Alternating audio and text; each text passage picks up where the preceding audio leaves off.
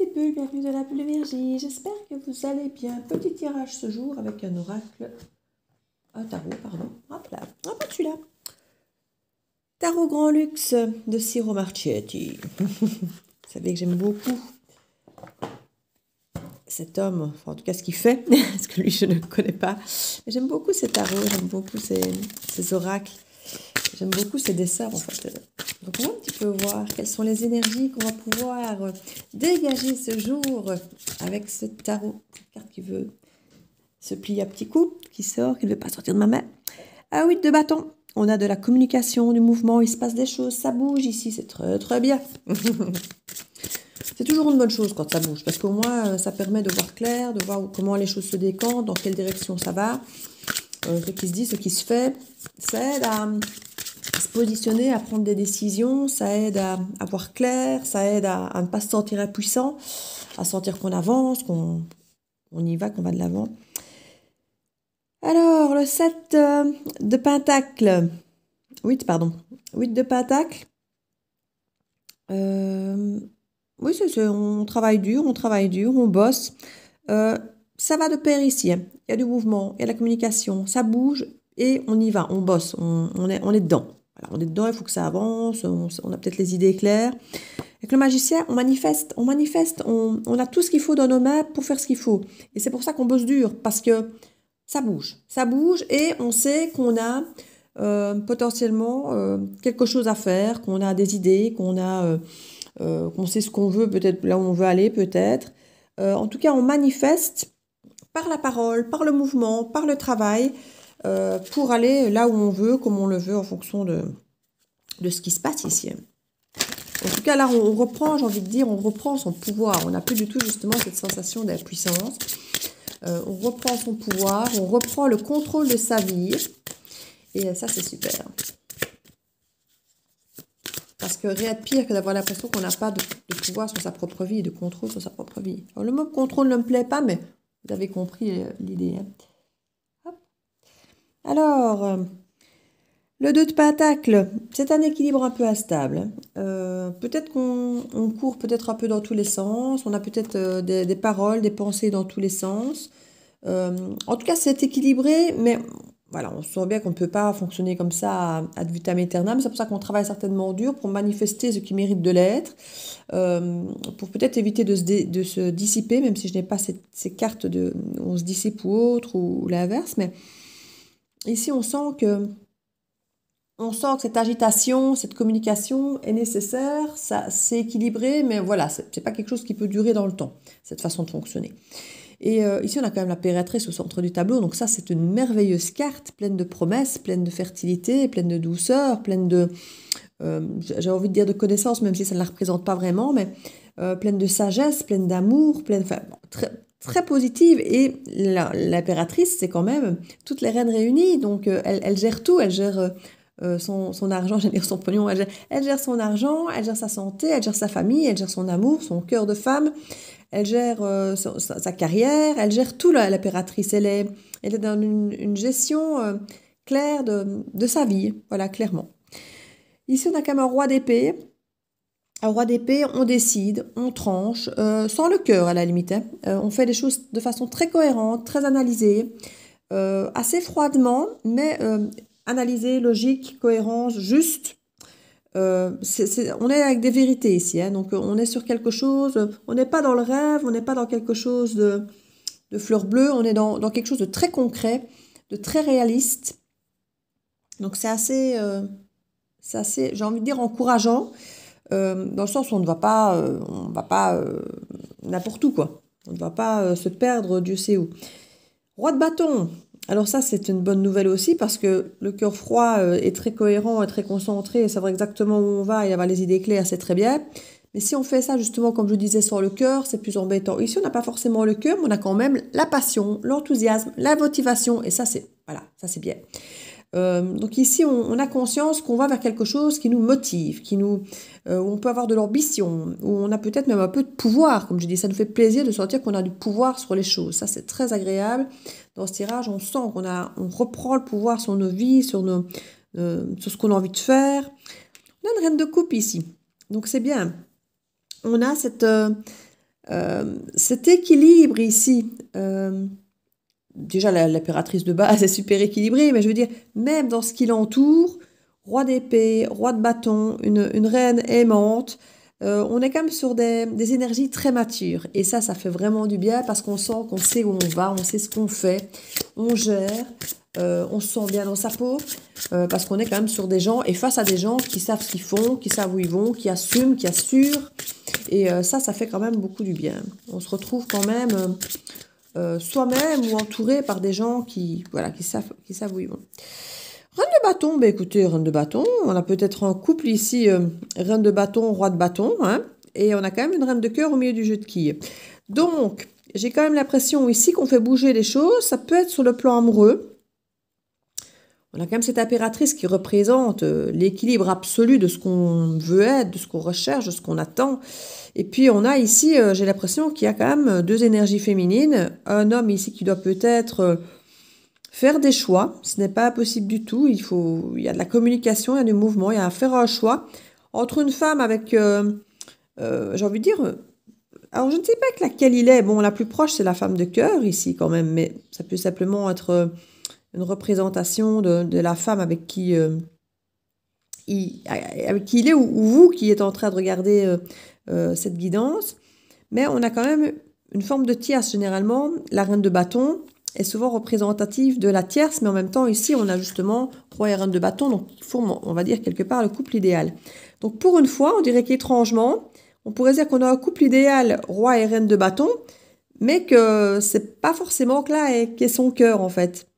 On a une reine de coupe ici au milieu entre les deux. Donc comme si on avait une forme de couple idéal, en tout cas aux yeux de la société, aux yeux du monde, aux yeux du côté ambitieux, aux yeux de l'ego, voilà.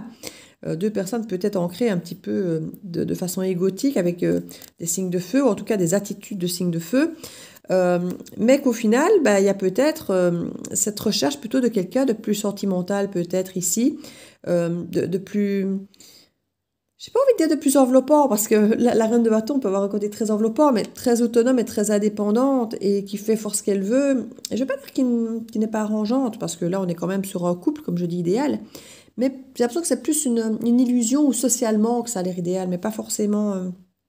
Et cette reine de couple peut être représentée un petit peu comme cette impératrice, donc aussi quelque part reine de bâton, mais elle représente ce côté complète, en fait.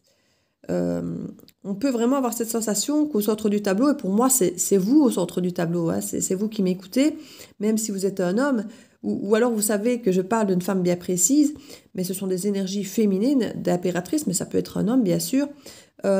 C'est vous au centre du tableau qui êtes cette personne. Alors soit vous vous sentez comme ça, soit c'est la personne qui vous voit comme ça. Et c'est très, comme je dis, gratifiant. Mais il y a une énergie tierce, mais qui en même temps n'est pas l'énergie tierce, c'est plutôt vous, j'ai envie de dire la tierce dans l'histoire. Même si généralement c'est la reine de bâton, comme je disais, la tierce, ici c'est un couple de bâtons, donc l'énergie tierce c'est celle qui est entre les deux, et c'est la reine de coupe ici. Donc, si vous êtes un homme qui nous regardez, ou vous êtes une femme avec une énergie masculine, vous pouvez vous retrouver effectivement avec une situation où vous n'êtes peut-être pas dans le sentiment d'être avec la bonne personne, même si cette personne semble idéale pour vous, et vous avez peut-être quelqu'un d'autre dans votre tête ou dans votre cœur. Ça, c'est un petit peu... Du coup, on a quelqu'un qui peut apparaître assez froid avec cette reine de coupe ici. Ah, cette reine de bâton. On peut avoir quelqu'un qui commence peut-être à comprendre effectivement que son cœur est ailleurs. C'est tout à fait possible que ce roi de bâton commence à réaliser que finalement, sa place est peut-être en roi de coupe et peut-être pas en roi de bâton. Et que là, finalement, il n'est peut-être pas avec la... Alors, s'il était avec la bonne personne par rapport à l'image qu'il donne de lui, mais que s'il écoute son fort intérieur, il se rend peut-être compte qu'en fait, il se sentirait peut-être plus à l'aise avec en roi de coupe avec cette reine de coupe, par exemple, vous voyez.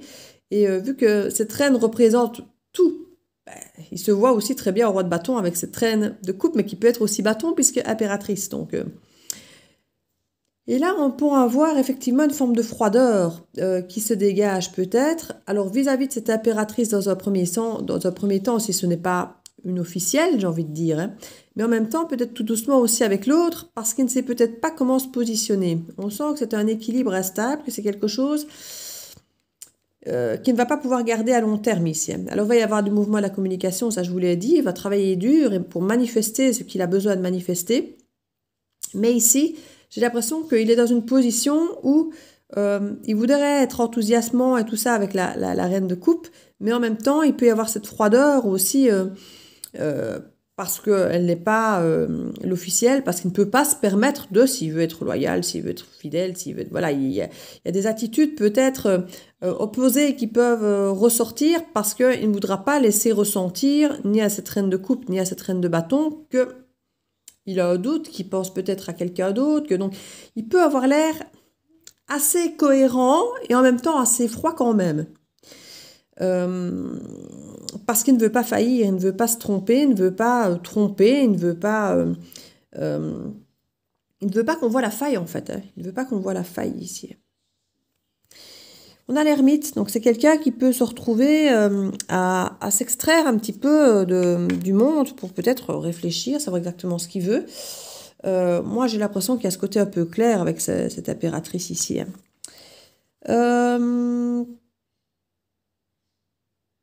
Le cavalier de bâton, c'est pas le plus fidèle de tous. Hein. Les cavaliers déjà ne sont aucun vraiment totalement fidèles, à part le cavalier de pentacle qui va quand même au bout des choses. Les autres, ils vont encore en surface. Le bâton, en plus, est réputé pour être charnel, pour être dans le côté sexy et physique de la chose. Donc, on le verrait bien, lui, ce cavalier de bâton, aller entre les deux. Et je crois que ça fait partie des choses qui... En même temps, avec le 2 de bâton, on dit non, on ne sait pas ce qu'il veut, en fait.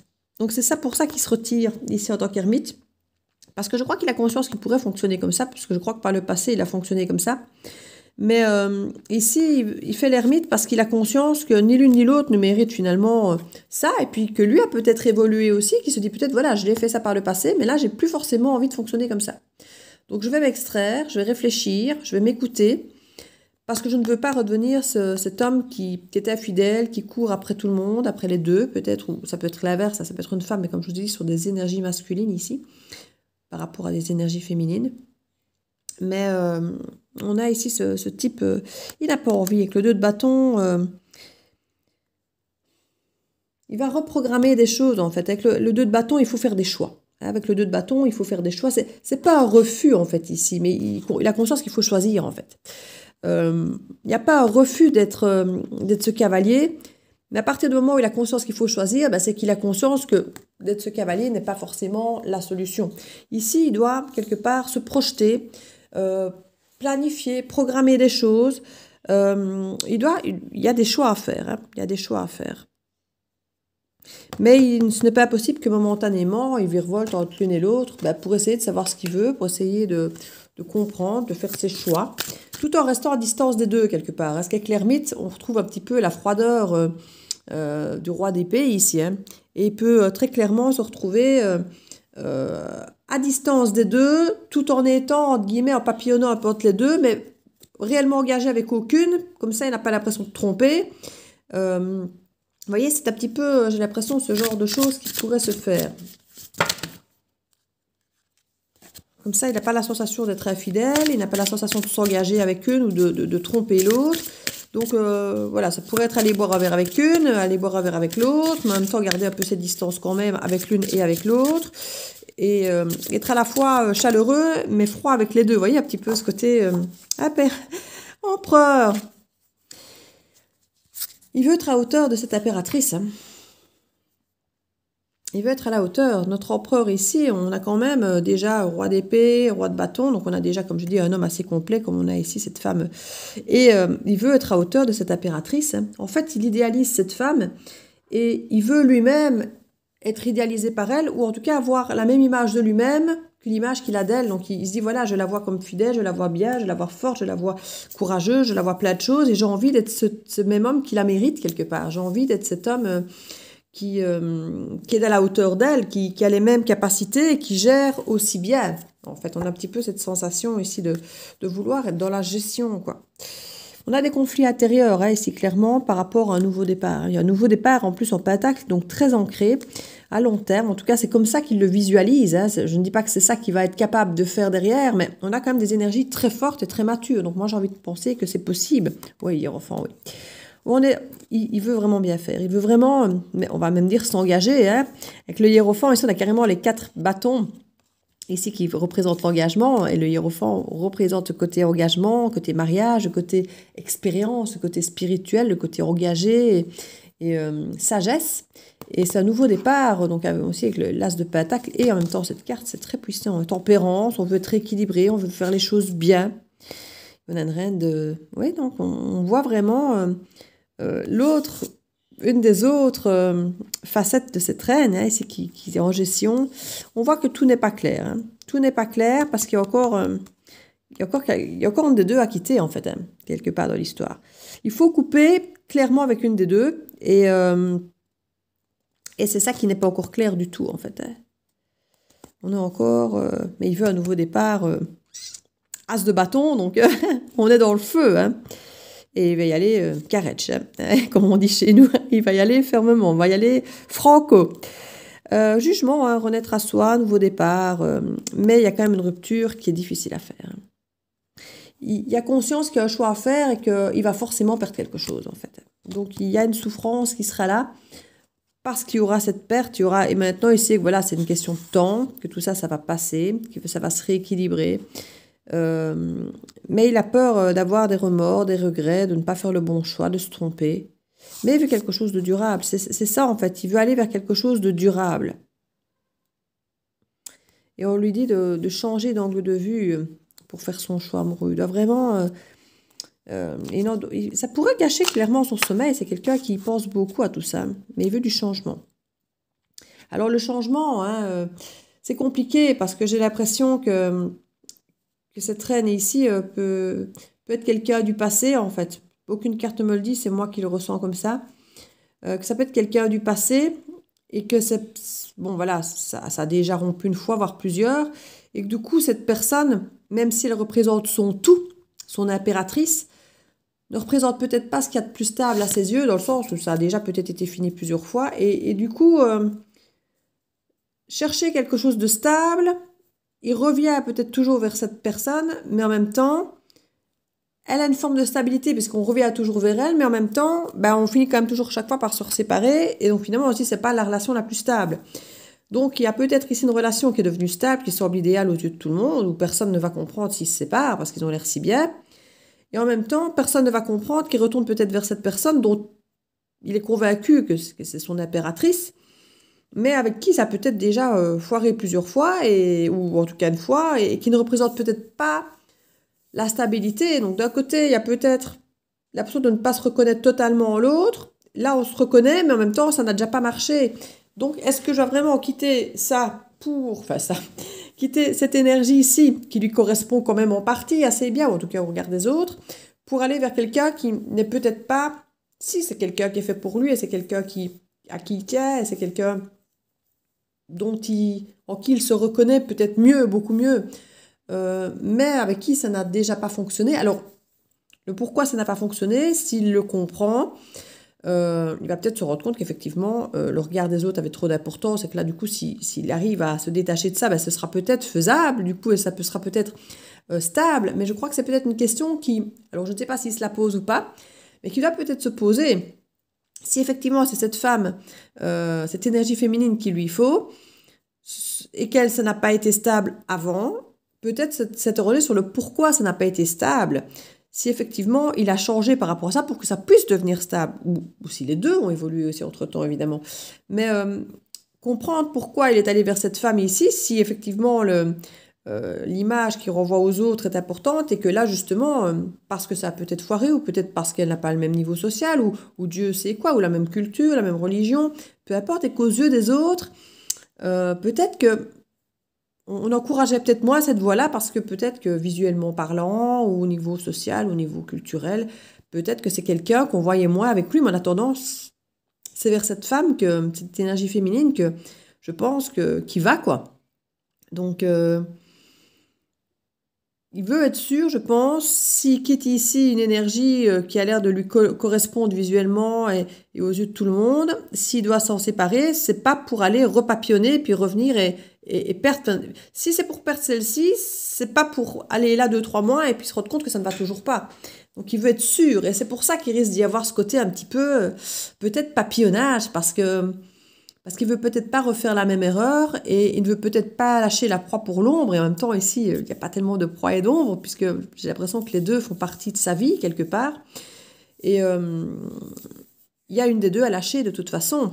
S'il veut faire les choses correctement et que ce soit durable, il y a de toute façon quelque chose à faire. Même s'il veut que ce soit durable avec elle, il va falloir qu'il lâche définitivement son emprise, son envie, son idée par rapport à cette impératrice. Donc il y a de l'ordre à mettre ici. On voit qu'il doit vraiment planifier et voir, faire des choix. Et pour ça, je crois qu'il risque peut-être un petit peu momentanément de papillonner, de se manifester auprès des deux, comme je dis, mais quand même avec une forme de froideur ou de distance. Ça peut être quelque chose de subtil pour dire de ne pas éveiller trop les soupçons d'un côté ou de l'autre, mais d'aller quand même prendre la température là pour voir si ça pourrait fonctionner, si ça pourrait peut-être déjà intéresser l'impératrice ou pas déjà, hein, parce que je ne sais pas si quelque chose est clairement établi, parce que j'ai quand même pas de coupe, j'ai pas de 10 de coupe, j'ai pas de carte qui montre qu'il y a quelque chose de concret qui existe déjà entre eux ou qui existe encore.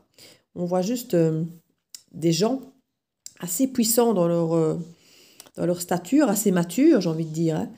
Et ouais, non, c'est beaucoup des deux en plus ici, hein. Un deux ici, un deux là. Donc il y a vraiment cette conscience d'équilibre, de binôme, de choix. Ouais, ici c'est vraiment important, on le sent très fort. Alors là-dessus, qu'est-ce que je vais mettre du coup? Je vais mettre les cartes ici, hop, parce qu'on est quand même sur une histoire, je pense, d'amour, donc on va les voir sur les flammes jumelles. Sait-on jamais, il y en a peut-être une des deux quand même qui correspond un petit peu à ce type d'énergie. Alors vous savez bien que moi les flammes jumelles c'est pas mon truc, mais on va dire les relations sacrées, les relations fortes, les relations puissantes comme ça. Je ne l'ai pas pris pour le côté flammes jumelles, j'ai pris parce que j'adore cet oracle, je trouve qu'il est très beau, qu'il a de très belles images, qu'il a de beaux petits textes. Et je trouve que c'est valable pour toutes les relations avec des liens forts, hein, que ce soit flammes jumelles, âme sœur ou autre. On va un petit peu voir ce qu'on peut nous donner comme info supplémentaire ici. Alors, au plus haut vers nous deux, ascension spirituelle. Il peut y avoir effectivement une compréhension que sur le plan spirituel, il se retrouve peut-être mieux. Alors peut-être qu'il a évolué ou peut-être qu'il lui a fallu le temps de le comprendre ou qu'un des deux est en décalage, un était peut-être plus avancé que l'autre ou... Ils ont peut-être, à un moment, un était peut-être plus avancé, puis après c'était l'autre, et puis que finalement, ils n'ont jamais vraiment été peut-être synchro. C'est peut-être un petit peu ça leur souci ici. C'est pas un manque d'amour, en tout cas, je pense, mais une forme de désynchronisation, où c'était jamais le bon moment, soit pour un, soit pour l'autre. J'ai un petit peu cette sensation. Et ici, on nous parle vraiment d'ascension spirituelle, mais que j'imagine se faire ensemble. Là, on a la montée de la Kundalini ici.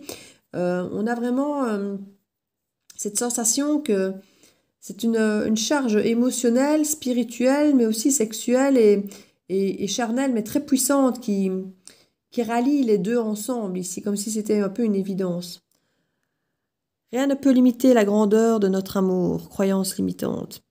C'est le dos de deck ici, et justement, je ne regarde pas toujours les dos de deck comme ça pendant que je fais le tirage, c'est souvent à la fin ou quand j'ai mis toutes les cartes. Et ici, ça a attiré mon attention. Ici, il y en a qui pensent, c'est vrai que parfois que rien ne peut entraver notre amour. Alors c'est vrai que leur amour est peut-être toujours là, toujours existant, si c'est effectivement le cas, mais c'est pas pour ça. Si on part de cette idée-là, ça veut dire qu'on n'a rien à travailler. Ça veut dire que quoi qu'il arrive, notre amour sera toujours là. Oui, mais il y a sûrement des choses à travailler, il y a sûrement des choses qui ont entaché, puisque pour moi, ils ne sont plus ensemble. Elle est entre les deux, mais pour moi, ils ne sont plus vraiment ensemble, officiellement ensemble. Mais ça reste... j'ai envie de dire du domaine de la pensée ici, hein, avec le roi de... Ouais, le roi d'épée. On a des personnes quand même très stratèges. Hein. Ça peut ne pas simplifier les choses. Alors ici, on a quand même une reine qui ouvre son cœur, donc elle apporte beaucoup de douceur, d'amour d'elle-même, d'amour des autres. Mais ici, avec les bâtons, avec l'épée... Et l'empereur, on est quand même sur des statures de décision, de pouvoir. Donc, on est quand même sur des... on n'est pas avec des gens avec des petits caractères qui se laissent faire. Hein. On est avec des gens qui savent ce qu'ils veulent et qui veulent se faire respecter. Et voilà, suivant comment les histoires se sont passées, ça peut être pas gagné d'avance. Hein. Et du coup, il y a des choses à dépasser ici. On nous dit qu'il y a des croyances limitantes qui sont vraiment, effectivement, ça peut même être des fausses croyances, des idées sur lesquelles on s'est braqué. Genre, ça ne pourra jamais fonctionner, pourtant, Dieu sait si on a essayé, Dieu sait peut-être si on tient l'un à l'autre. Mais cette sensation que rien ne peut limiter cet amour, mais en même temps, que le moindre regret de ça peut aussi venir l'entraver, en fait. Hein. Vous voyez, il y a ce côté... parce que moi, je trouve que c'est vraiment, quand on parle de croyances limitantes, et en même temps que rien ne peut limiter l'amour, ben, c'est opposé, en fait, pour moi, comme phrase. Parce que pour moi, les croyances limitantes nous empêchent d'avancer, et là, on dit que rien ne nous empêche d'avancer, quelque part. Donc, il y a vraiment ce côté contradictoire, pour moi. Il faut dépasser certaines croyances limitantes pour, justement, se prouver que rien ne peut arrêter notre amour. Justement, il y a des choses qui l'ont arrêté par le passé, et c'est à vous d'aller mettre le doigt sur les choses qui l'ont arrêté, pour aller travailler ça, parce que souvent, ce sont des croyances limitantes ou de fausses croyances qui font que, voilà, on n'a pas la même culture, donc c'est pas possible, on n'est pas du même milieu social, c'est pas possible. Il y a ça. Il y a un truc à ce niveau-là, où c'est quelqu'un qui a peut-être une position sociale, je sais pas moi, un bon job, et puis l'autre n'a peut-être pas de travail. Enfin voilà, ça peut être des trucs dans ce style-là, qui fait que ce sont des croyances où on a l'impression qu'on ne se ressemble pas. Voilà, que là, ici, à mon avis, on a deux personnes de pouvoir, au même rang, hein, qui font le même genre de job au niveau pouvoir, salaire et autres, par exemple. Qui ici, peut-être pas. Donc, il y a un petit peu cette fausse croyance comme ça qui floue, qui a entaché, parce que cet homme-là, finalement, avait une ambition de sa propre image, que, je ne vais pas dire qu'elle entachait, mais si, à ses yeux, il y a des choses pour lesquelles elle n'est pas à la hauteur, alors que celle-ci, par exemple, l'est totalement, eh bien, peut-être qu'il avait l'impression que ça entachait un peu sa propre image, parce que l'ego étant démesuré sur ce roi de bâton, il a pu se dire, oui, finalement, celle-ci me correspond mieux, parce qu'elle a mon image, c'est peut-être une chef d'entreprise comme lui, alors qu'elle n'est peut-être pas, c'est peut-être une petite créatrice qui fait son petit truc avec amour. Et j'ai créatrice pour avoir le côté artistique, vous savez, qu'on représente toujours mal payé. C'est par rapport à ça que je dis ça. Ce côté, voilà, qui fait peut-être le job qu'elle aime, parce qu'elle est tout amour, donc elle va vers quelque chose qu'elle aime, qui est lié à son cœur, mais qui ne rapporte peut-être pas grand-chose. Et du coup, bah, plutôt que d'en être fier, bah, il va peut-être se sentir mal à l'aise, parce que oui, mais elle n'a pas le niveau. Vous voyez, de l'extérieur, c'est peut-être ce que les gens lui disent, en fait. Donc c'est à lui peut-être à restaurer ce truc, de pouvoir dire, écoutez, moi je m'en fous, entre guillemets, que vous estimiez qu'elle n'a pas le niveau. Pour moi, elle a le niveau, c'est sur un autre poids que ça se porte. Mais voilà, il faut qu'il prenne conscience de tout ça. Parce que pour moi, c'est à l'extérieur le problème. Hein. C'est le regard des autres. Et je crois qu'en tant que roi de bâton, le regard des autres était quelque chose d'extrêmement important pour lui par le passé. Ne soyez pas déçus. L'écho de ma voix est en toi. Il y a ce côté colibri. Hein.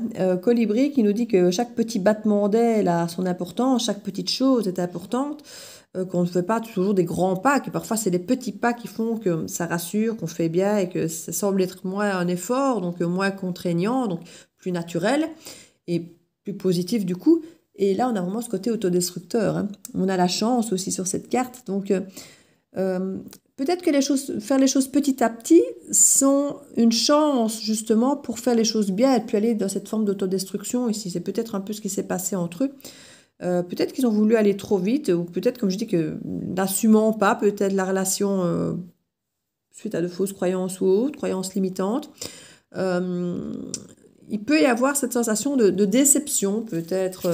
Alors, elle peut être déçue d'avoir été finalement pas acceptée ou assumée comme elle est.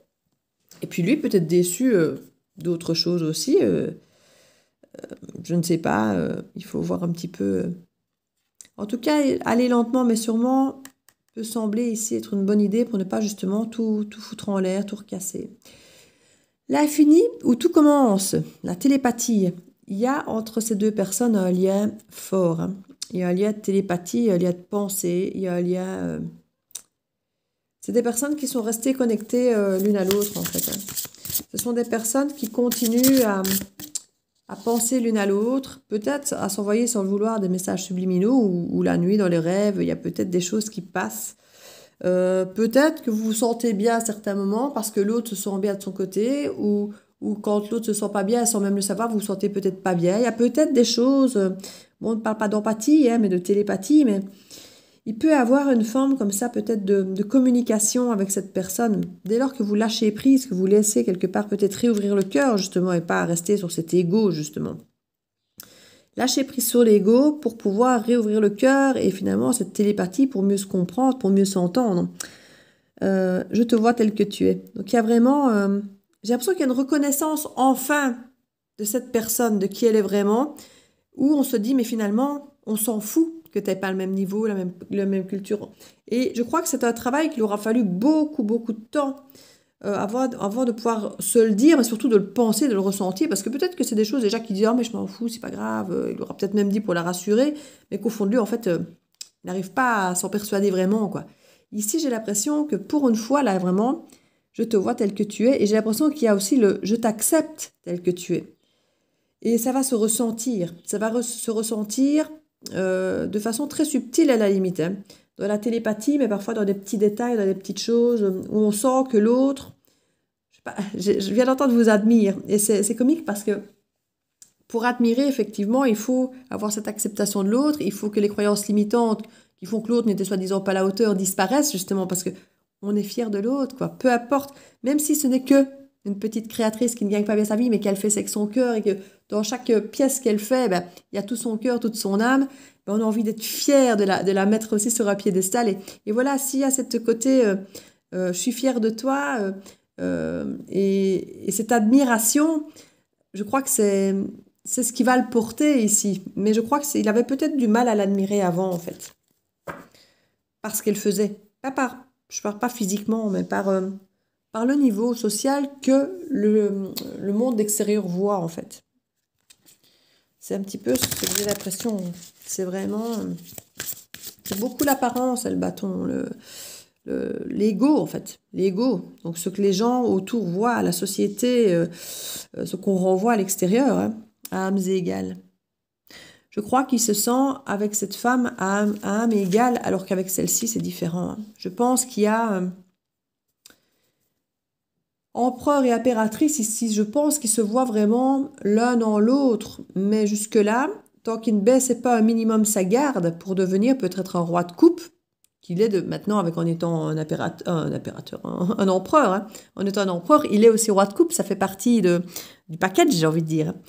Mais on dirait que jusque-là, il a peut-être été, que soit très, très cassant, très froid, peut-être il a été avec elle aussi d'ailleurs, je pense qu'il a été avec elle.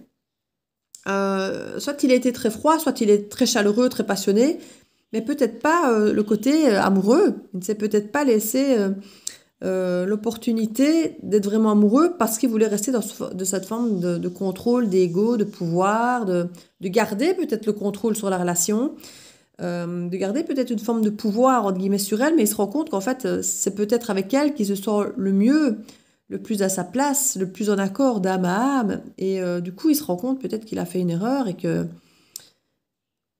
n'a peut-être pas mis en évidence les bons critères, j'ai envie de dire. Voilà.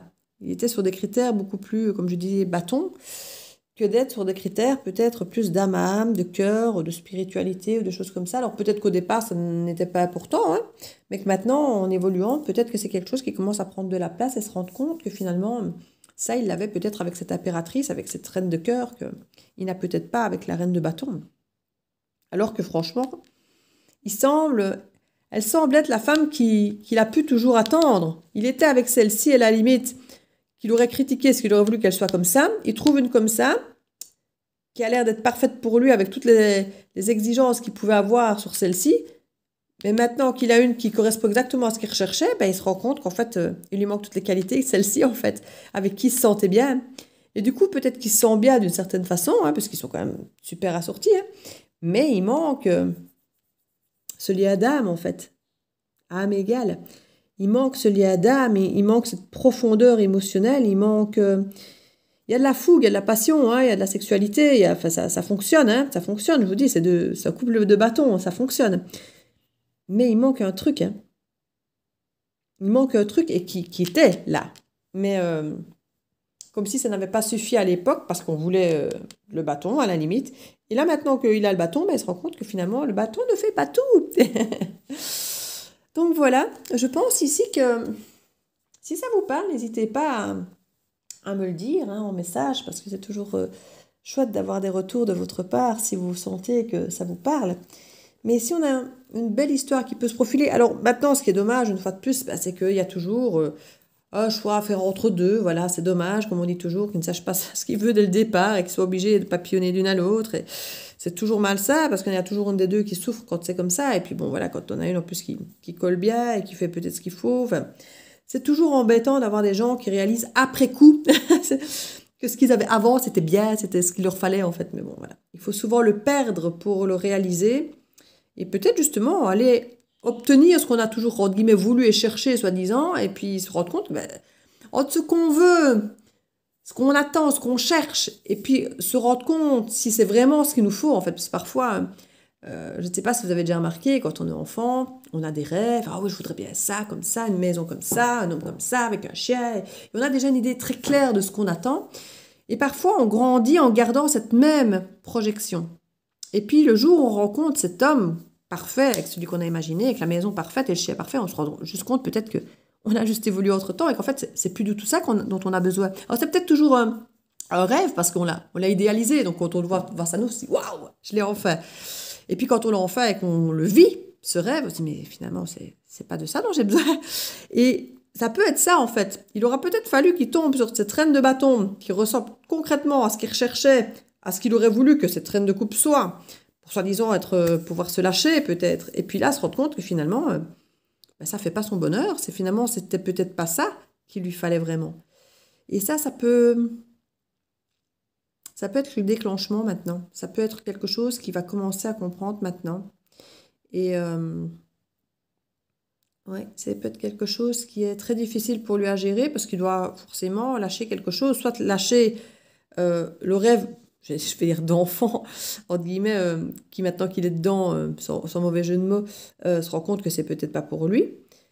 Soit lâcher quelque chose, peut-être un passé ou un autre idéal beaucoup plus empreint d'authenticité, mais qui avait peut-être l'impression de moins coller totalement par rapport à ses attentes de base. Mais voilà, il va y avoir un choix à faire ici, clairement. Alors, une petite carte conseil. Le petit oracle de l'âme sœur, on va continuer, puisque ça a l'air d'être assez dans cet esprit. Voilà. Deux cœurs fusionnent dans une explosion d'amour. Unis, ils créent une richesse illimitée. Ensemble, ils réalisent leurs rêves. Âme égale, âme égale, télépathie, rien ne les arrête. Il y a vraiment quelque chose ici, ascension spirituelle, le lâcher prise. Il y a vraiment quelque chose. J'ai l'impression qu'ils se sont beaucoup déçus mutuellement. Ils se sont beaucoup déçus mutuellement. Et là, il y a un lâcher prise là-dessus. Il y a un lâcher prise sur. On travaille vraiment sur ce lâcher prise, de se dire voilà, maintenant, on va s'élever plus haut que ça par rapport aux erreurs qu'on a faites. Parce qu'on était différents, parce qu'on a évolué. Donc, on ne doit pas rester sur les erreurs du passé, sachant qu'on ne les fera plus forcément puisqu'on a évolué. Donc, il y a vraiment cette volonté de dépasser ça ici. Tu es un ange de lumière. Devant toi, j'abandonne passé et futur. Seul apporte l'instant présent. Mon cœur est transformé chaque fois que tu es à mes côtés. Ici, c'est rendre finalement ce moment présent, privilégié. Et effectivement, ne plus avoir peur, peut-être en se projetant, en disant oui, mais voilà, si on se projette et que ça ne va pas, vous voyez, et avoir peur, oui, parce que dans le passé, ça n'a pas été non plus, donc si je me projette dans le futur avec cette personne, peut-être que ça... Et voilà, je suis bien dans le présent, je suis bien dans le présent. Alors, il n'y a pas de raison que ça n'aille pas dans le futur, donc on continue de penser au présent, ça se passe bien dans le présent, ça se passe bien, on continue, voilà. Et si ça se passe bien dans le présent et que ça se passe bien tous les jours, il n'y a pas de raison que hier et demain ne soient pas pareils. C'est souvent les craintes et les angoisses qu'on met sur l'avenir qui fait qu'on se met une pression à soi, à l'autre. On a besoin de savoir, d'être sûr que ça va fonctionner, que ça ne va pas être comme avant. Comme je dis, c'est retirer un petit peu les déceptions du passé, en fait. Que ce soit par rapport à cette personne ou n'importe qui d'autre par le passé. Ne plus avoir peur des échecs, ne plus avoir l'impression chaque fois qu'on va refaire les mêmes erreurs. Il y a vraiment un petit peu de cette énergie ici. C'est ça que je pensais depuis le début, que c'est quelqu'un du passé.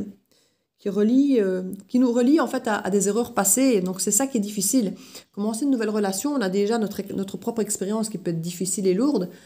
Mais quand en plus on a une expérience passée avec cette personne qui n'a pas forcément été positive à tout niveau, on démarre cette relation avec un bagage encore plus lourd, j'ai envie de dire. Alors avec du positif aussi, bien sûr, parce qu'on a forcément des bons souvenirs aussi avec cette personne, ou sinon ça ne vaut pas la peine de penser y retourner. Mais oui, ici, il y a quelque chose. Il y a un bagage derrière qu'il faut dépasser, quoi, j'ai envie de dire. Un bagage plus lourd, certainement, qu'avec celle-ci, quoi. Donc, qui fait que